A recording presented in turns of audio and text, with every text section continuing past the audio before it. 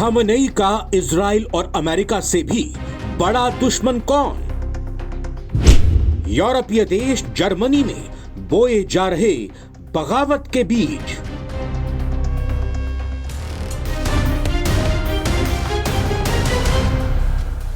आज से करीब 46 साल पहले ईरान को छोड़ने पर मजबूर होने वाले 19 साल के लड़के ने साल 2025 में एक बार फिर अपनी आवाज खामनेई के खिलाफ उठाई है। ये वही खामनेई हैं जिन्होंने इस लड़के के पिता को सत्ता से बेदखल कर दिया था। 19 साल का लड़का जो अब 46 साल बाद बगावत का बिगुल फूंक चुका है।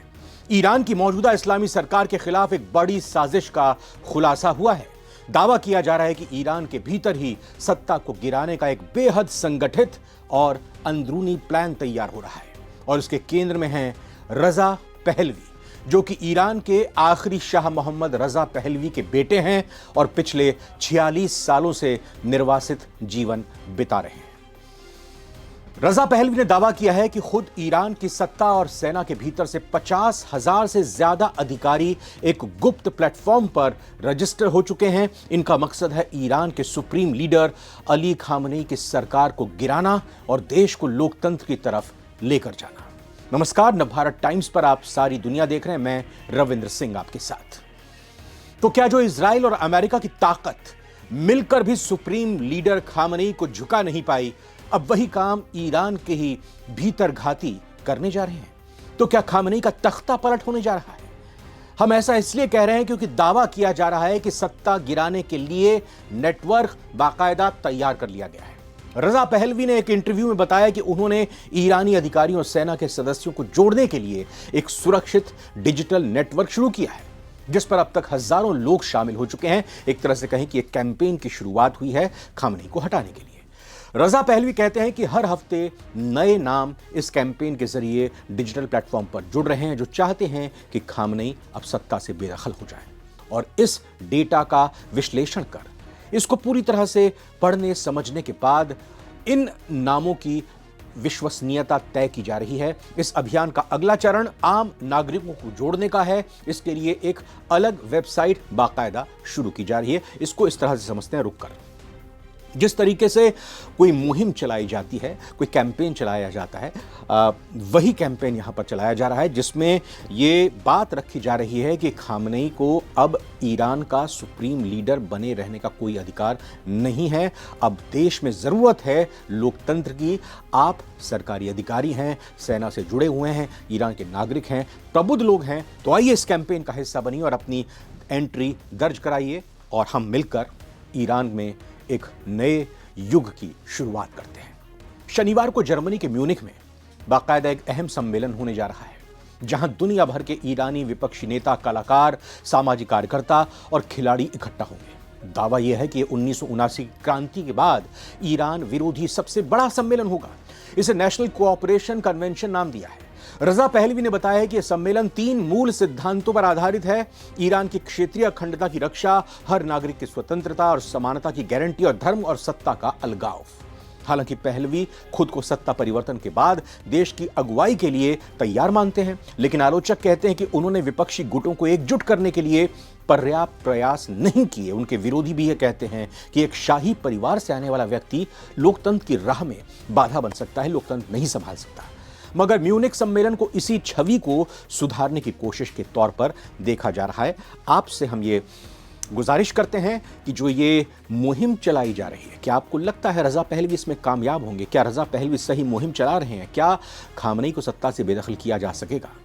कमेंट कीजिएगा इस पर। आपको ये बताते हैं कि जब इजराइल और ईरान के बीच जंग सबसे खतरनाक मोड़ पर पहुंच गई थी, उस दौरान इजराइल से टक्कर लेने के वाले ईरान के सुप्रीम लीडर हैरान रह गए थे, जब 46 साल पहले का एक घाव नासूर बनकर उनके सामने आ गया था, जिसके बाद तो ईरान की राजनीति में मानो भूचाल आ गया था। दुश्मनी की आग में 46 साल तक झुलसने वाले रजा पहलवी ने मौके की नजाकत को भांपते हुए, जब इजराइल और ईरान का युद्ध चल रहा था, खामनेई के नेतृत्व वाली इस्लामिक सरकार के खिलाफ खुला मोर्चा उस वक्त भी खोला था। उन्होंने ईरानी जनता से एकजुट होकर इस शासन को उखाड़ फेंकने का आग्रह तब भी किया था।